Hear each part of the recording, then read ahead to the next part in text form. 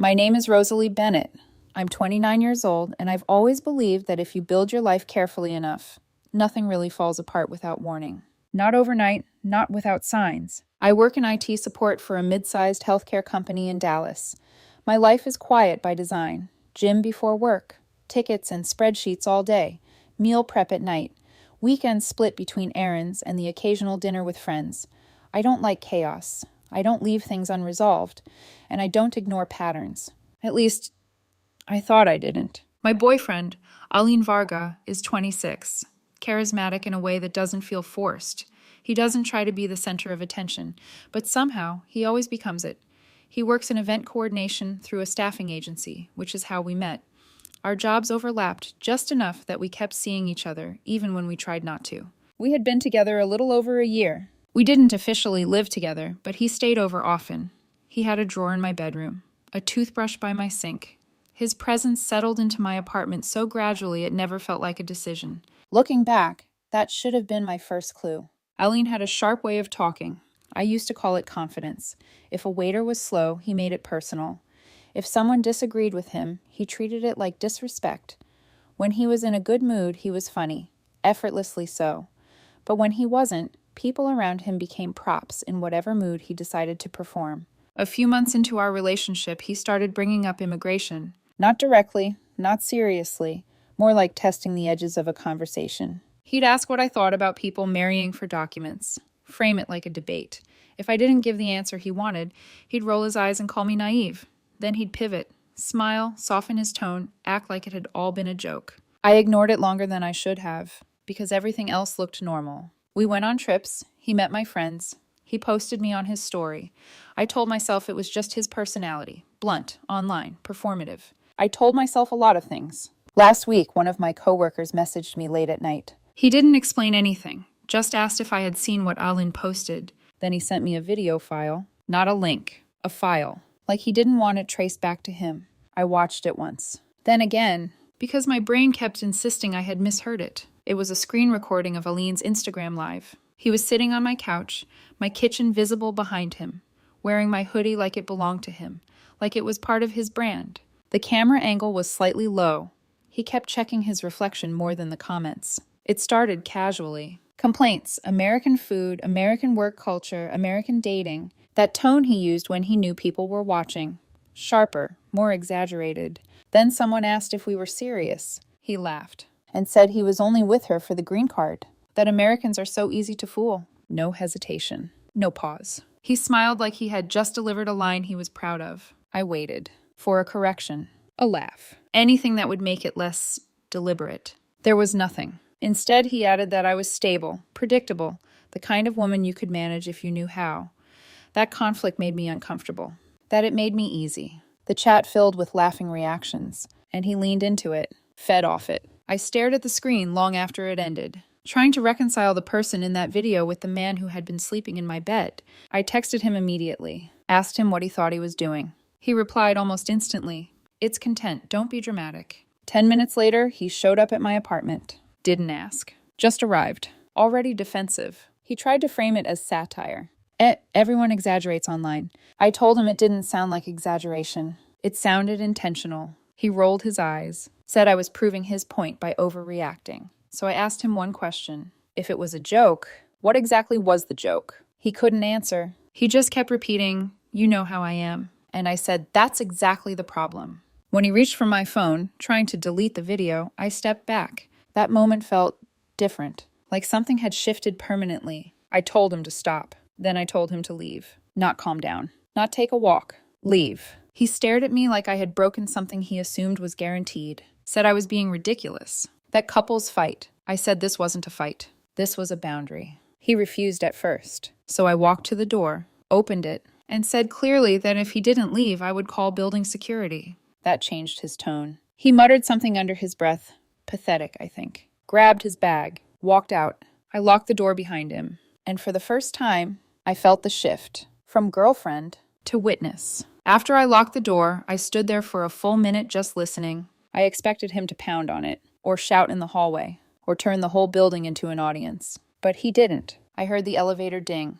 Then nothing. That silence told me more than his excuses had. Alin wasn't confused. He was calculating. About 15 minutes later, my phone started vibrating. First, texts calling me dramatic. Then voice messages saying I had embarrassed him by throwing him out over a joke. He kept repeating the same words. Satire, content, insecure, overreacting. But there was no apology. No attempt to understand why saying he was using me for immigration status crossed a line. No shame over saying it in my apartment, wearing my clothes while people laughed. It was all deflection, all blame. So I blocked him. Calls, texts, Instagram, everything. Not to punish him. To prevent escalation. If he wanted to keep performing, he could do it without access to me. The quiet after blocking him was immediate. Clean. No more vibrations. No more messages shifting from insults to affection. Just silence. About an hour later, he emailed me. The subject line said, "You're overreacting." I didn't open it. I filtered it straight to archive. I had already heard his argument. Repetition wasn't going to improve it. The next morning at work, I felt people looking at me before anyone said anything. 2 coworkers avoided direct conversation, but kept glancing at their phones. Around noon, the guy from accounting who had sent me the recording pulled me aside near the break room. His voice was low. "Rosalie, it's spreading beyond our department." That was when I understood blocking Olin wasn't dramatic. It was the minimum necessary step. Because once something like that circulates, it stops being private relationship tension. It becomes exposure. By mid-afternoon, the video had moved beyond casual gossip. Someone reposted it on a public account with a caption about immigration fraud. It wasn't viral in the global sense, but it was circulating enough that strangers were commenting, laughing, arguing, tagging people. Around 3, I got an email from HR asking me to come in the next morning for a conversation. The wording was neutral. The timing wasn't. Alan switched to contacting mutual friends. One of them called me and said he was furious I had cut him off. He was telling people I was punishing him for being outspoken. That framing was predictable. It made him bold, made me fragile. I didn't defend myself in group chats. I didn't post a counterstatement. I kept everything offline. That evening, he showed up at my apartment building again. The concierge called up and asked if I was expecting a guest. I said no. Then I asked them not to let him up. They confirmed he was in the lobby, arguing that he lived there part-time. That detail mattered. He did not live there. He had no lease, no key, no legal tie. Still, I went downstairs, not because I owed him access, because I wanted him to hear the answer clearly. He was pacing near the elevators when I walked out. The second he saw me, he started talking fast. "You need to stop acting like I committed a crime. It was a joke. The internet already moved on. You're making this bigger than it is." I looked at him for a moment, really looked. His jaw was tight. His eyes weren't soft. He wasn't scared of losing me. He was scared of losing control of the story. I kept my voice even. "We're not together anymore." He blinked, like the words reached him a second late. "You don't mean that." "I do." "You're going to throw away a year because of one live stream?" "No," I said. "I'm ending a relationship because you publicly said you were using me for immigration status and then tried to make me feel stupid for being hurt by it." His expression shifted. Not guilt. I wish it had been guilt. It was calculation again. He lowered his voice. "You're ruining my future over pride." My future? Not our relationship. Not my trust. Not what we built. His future. That was the phrase that stayed with me. I told him if he came back without permission, I would file a trespass notice with building management. Not as a threat, as a boundary. He stared at me like he was trying to decide whether I meant it. I did, and maybe he finally understood that. Because he didn't argue with building management that night. He just left. The next morning I went to HR. My manager was there. So was a representative from compliance. They had the video open on a laptop, paused at the exact moment Alin said Americans were easy to fool. Seeing it frozen like that made my stomach tighten. A private humiliation had become an administrative file. They asked if I was aware of the video. I said yes. They asked whether there were any immigration filings tied to me. I said no. I explained that we had been dating, not engaged. No paperwork had ever been submitted.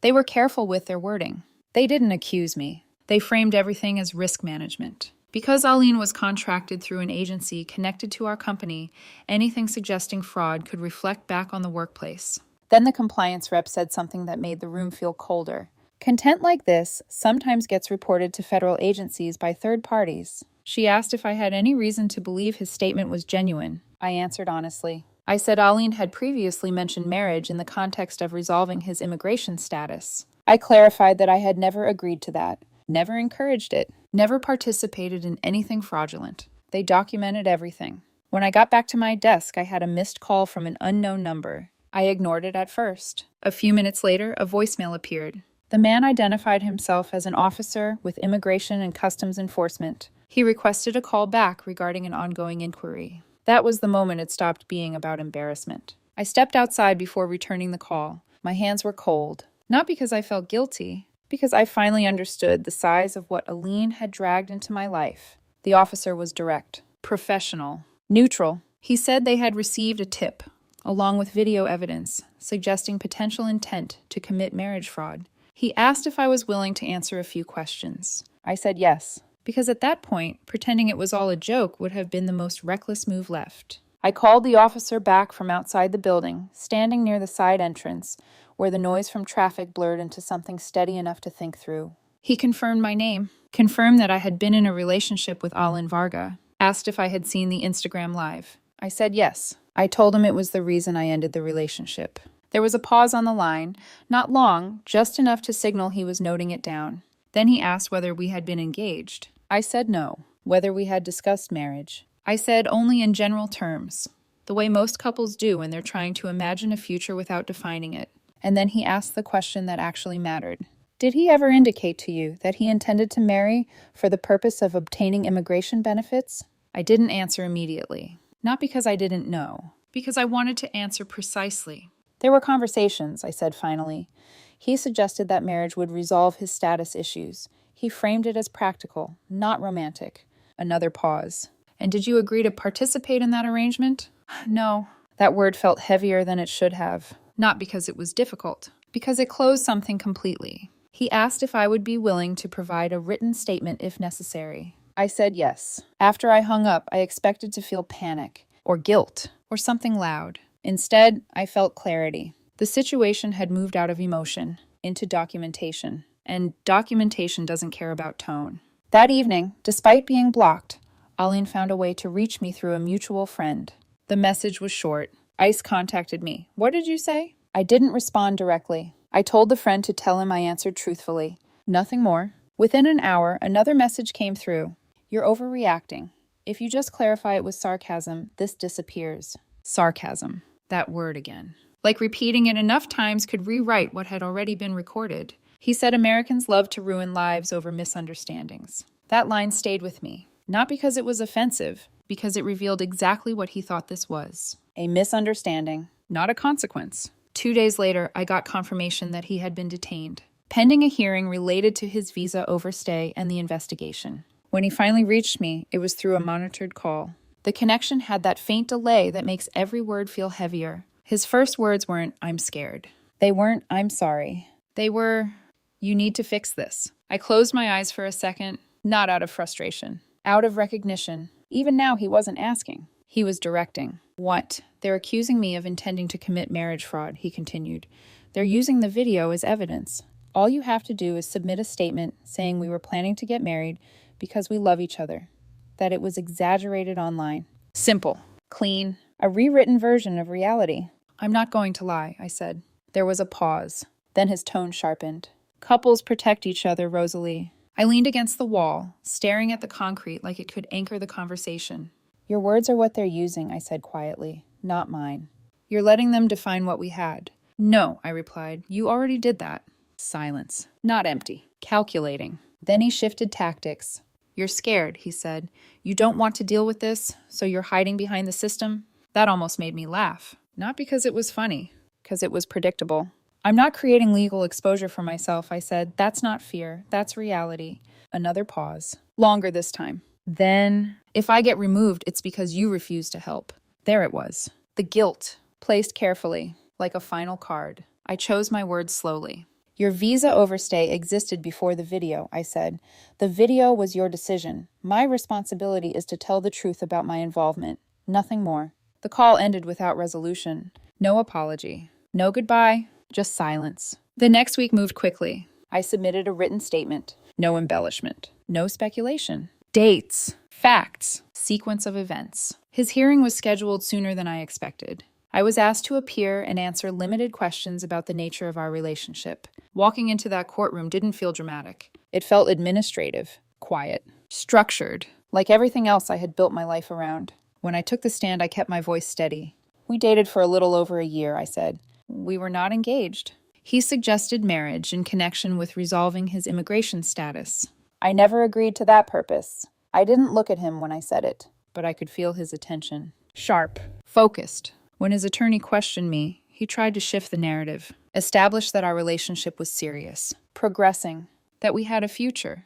Did you discuss marriage? He asked. In general terms, I said, not as a plan. Did you consider it? I didn't take steps toward it. Then he asked the question directly.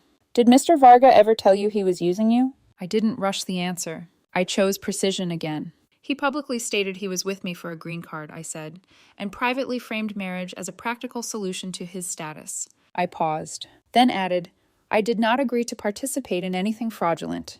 At one point, Aline interrupted, said I was twisting humor into confession. The judge told him to let his attorney speak. That moment mattered, because it wasn't new. It was the same impulsiveness, the same need to control the narrative, just in a different room. After my testimony, I stepped out into the hallway, sat on a bench that felt colder than it should have. I wasn't hoping for a specific outcome. I was hoping for closure. A week later, I received the notice. It wasn't dramatic. No phone call, no urgency, just a document. Aline Varga had been ordered removed based on visa overstay and evidence suggesting intent to commit marriage fraud. The video was cited, not as the only factor, but as confirmation of intent layered on top of everything else. I read it once, then set it down. There was no sense of victory, just finality. He called me one more time before his departure. The number was unfamiliar, but I knew it was him before I answered. His voice was different, flatter, like something had been stripped out of it. You could have protected me, he said. No greeting, no build-up, just that. I leaned back against my couch, staring at the same spot where he had once sat during that live stream. I didn't create this situation, I replied.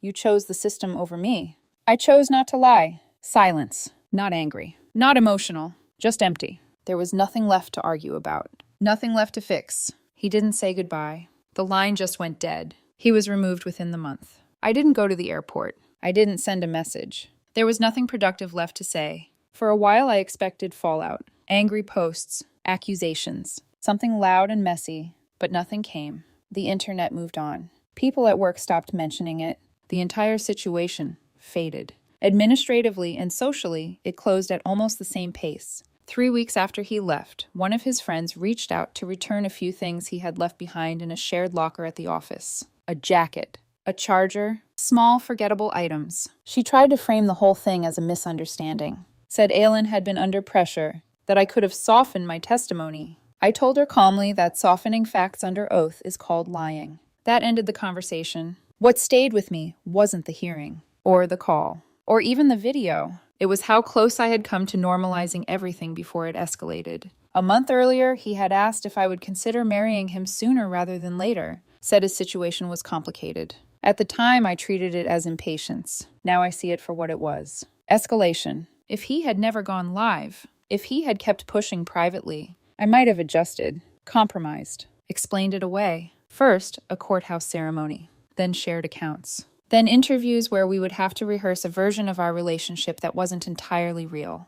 The thought of that feels heavier than what actually happened. Some people asked if I regret not defending him, calling it sarcasm, helping him avoid what followed. I don't. Because even if the court had dismissed the intent, the foundation would still be the same. I don't want to build a life with someone who sees partnership as leverage. The relationship didn't end in a fight. It ended in documentation, and documentation doesn't care about tone. 6 months later, my life looks almost identical from the outside. Same job, same apartment, same morning routine. The only difference is that his name no longer appears anywhere in it. After everything settled, I reset everything, changed my apartment access code, updated passwords, removed him as an emergency contact. Not because I expected him to come back, but because clean breaks prevent messy returns. People sometimes ask if I feel responsible for how severe the outcome was. Deportation sounds dramatic when you say it out loud. But when I look at the sequence objectively, it wasn't one moment. It was a chain. Visa overstay,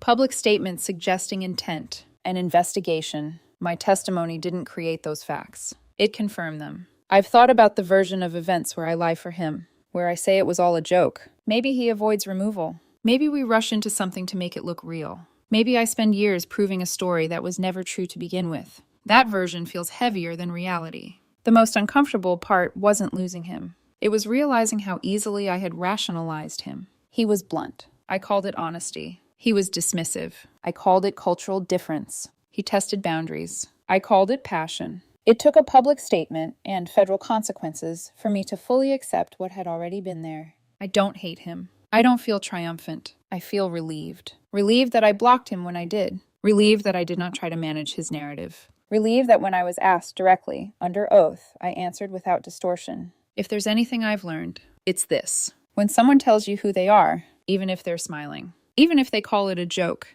pay attention, especially when the joke benefits them at your expense. The apartment is quiet now. Not lonely, just uncomplicated. And I prefer it that way.